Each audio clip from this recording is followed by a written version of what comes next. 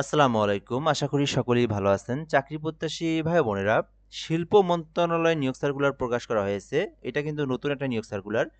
তো এই সার্কুলারে কিন্তু বর্তমানে আবেদন চলমান রয়েছে। দেখতে পারেন সার্কুলারটা। বিস্তারিত আলোচনা করব। এখানে কিন্তু বাংলাদেশের যেকোনো জেলার যেকোনো প্রার্থী কিন্তু আবেদন করতে পারবে। আর এটা কিন্তু সরকারি স্থায়ী রাজস্ব খাতভুক্ত নিয়োগ সার্কুলার। বাংলাদেশের যেকোনো জেলার যেকোনো প্রার্থী ছেলে-মেয়ে উভয়ে আবেদন করতে পারবে। তো এখানে বেশ কিছু পদের সংখ্যা রয়েছে। আর এখানে অষ্টম শ্রেণী থেকে নিয়ে অষ্টম, SSC, HSC, honours, degree, masters সকল শিক্ষাগত যোগ্যতার জন্য আলাদা, আলাদা পদের সংখ্যা রয়েছে। তো আপনারা দেখতে পারেন। তো এখান থেকে আমরা পড়ে দেখব শিল্প মন্ত্রণালয়ের অধীনে পেটেন্ট শিল্প নকশা ট্রেডমার্কস অধিদপ্তর, যেটা সংক্ষিপ্ত রূপ হচ্ছে ডিপিডিটি এর রাজস্ব খাতভুক্ত সরকারি স্থায়ী নিয়োগ সার্কুলার বাংলাদেশের প্রকৃত নাগরিকদের নিকট থেকে কেবলমাত্র অনলাইনে আবেদনের জন্য আহ্বান করা যাচ্ছে। ১ নম্বরে পদের নাম রয়েছে ষাট লিপিকার কাম কম্পিউটার অপারেটর রয়েছে, একটি পদ রয়েছে। আবেদনের জন্য শিক্ষাগত যোগ্যতা চাওয়া হয়েছে। অনার্স পাস অথবা ডিগ্রি পাস করলে আবেদন করতে পারবেন। আর যেহেতু ষাট লিপিকার কাম কম্পিউটার অপারেটর, সেক্ষেত্রে অবশ্যই কম্পিউটার সম্পর্কে আপনার ভালো একটা দক্ষতা থাকতে হবে, যেখানে বাংলায় ৫০ শব্দ, ইংরেজিতে ৮০ শব্দের গতি থাকতে হবে। দেন আপনি অ্যাপ্লিকেশন করতে পারবেন। ২ নম্বর পদের নাম রয়েছে কম্পিউটার অপারেটর, একটি পদ রয়েছে। আবেদনের জন্য বিজ্ঞান শাখা থেকে যারা অনার্স পাস করেছেন অথবা ডিগ্রি কমপ্লিট করেছেন তারাই আবেদন করতে পারবেন। আর এখানে কম্পিউটার সম্পর্কে অবশ্যই আপনাকে ভালো একটা দক্ষতা থাকতে হবে। ৩ নম্বর পদের নাম রয়েছে ষাট মুদ্রাক্ষরিক কাম কম্পিউটার অপারেটর, ১৪ গ্রেডে ৪টি পদ রয়েছে।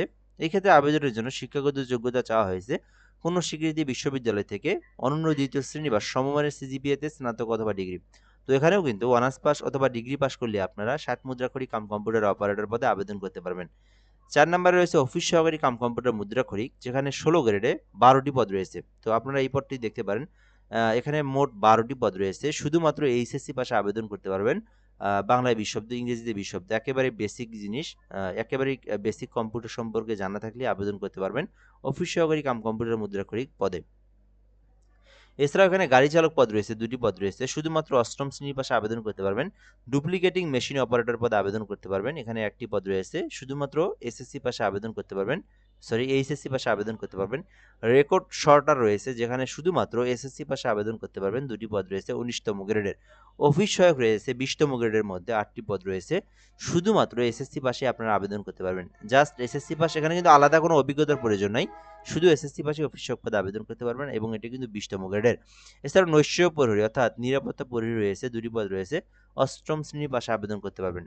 আচ্ছা, এর পরবর্তী যে বিষয়গুলো দেখাবো, এর মধ্যে এখানে আপনি আপনার যোগ্যতা অনুযায়ী, শিক্ষাগত যোগ্যতা অনুযায়ী যে পদে ইচ্ছা সেই পদে কিন্তু আপনি চাইলে আবেদন করতে পারেন। এখন আমরা দেখব কিভাবে আবেদনটা করবেন এবং আবেদনের প্রসেসটা। এর মধ্যে বলে নিই, যারা আমাদের চ্যানেলে ভিডিওটা নতুন দেখতেছেন বা নতুন আপনি এখানে, অবশ্যই সাবস্ক্রাইব করে রাখবেন। আমরা বাংলাদেশের সকল সরকারি নিয়োগ সার্কুলারগুলো এখানে আপলোড দিয়ে থাকি। তো একজন চাকরি প্রত্যাশী হয়ে থাকলে অবশ্যই চ্যানেলটিতে সাবস্ক্রাইব করে রাখবেন। আবেদন করতে বয়সটা কিন্তু ১৮ থেকে ৩২ বছর পর্যন্ত রয়েছে। এর মধ্যে আবেদনটা করতে হবে। ৩২ বছর পর্যন্ত আবেদনের জন্য সময় রয়েছে। আর আবেদন করতে চাইলে dbdt.teletalk.com বিডি ওয়েবসাইট রয়েছে। এখানে প্রবেশ করে আপনাকে আবেদনটা করতে হবে। আর আবেদনটা কিন্তু ২৫শে মার্চ পর্যন্ত আবেদন করতে পারবেন। অর্থাৎ এই যে ২৫ তারিখ, এই মার্চ মাসের আ বিকাল ৫ ঘটিকা পর্যন্ত সময় রয়েছে। ২৫শে মার্চ পর্যন্ত আবেদন করতে হবে। আর এখানে নিজেরা আবেদন করতে চাইলে dpdtteletalk.com বিডি ওয়েবসাইটে প্রবেশ করে আবেদন করতে পারবেন। আবেদনটা চাইলে আপনি আমাদের মাধ্যমেও করে নিতে পারেন। একদম নির্ভুলভাবে ঘরে বসে থেকে অ্যাপ্লিকেশন করতে চাইলে হোয়াটসঅ্যাপ নাম্বার দেওয়া আছে, এই নম্বরে যোগাযোগ করবেন। আমরা বাংলাদেশের সকল সরকারি নিয়োগ সার্কুলারগুলো অ্যাপ্লিকেশন করে দিয়ে থাকি। তো যারা ঘরে বসে থেকে আবেদন করে নিতে চান, আপনারা এই নাম্বারে হোয়াটসঅ্যাপে যোগাযোগ করবেন। আমরা একটা ফর্ম দেবো, এটা পূরণ করে দিবেন। অ্যাপ্লিকেশন করে অ্যাপ্লিকেশন কপির পিডিএফটা সঙ্গে, সঙ্গে আপনাকে পাঠায় দেবো। আচ্ছা। এরপরে নিজেরা যারা আবেদন করবেন তাদেরকে পেমেন্ট করতে হবে। তো ১ থেকে ৫ এর মধ্যে কেউ আবেদন করলে তাকে ৳১১২ এবং কেউ যদি ৬ থেকে ৯ এর মধ্যে আবেদন করে, সেক্ষেত্রে তাকে ৳৫৬ পেমেন্ট ফি পরিশোধ করে তাকে আবেদনটা একদম নিশ্চিত করতে হবে।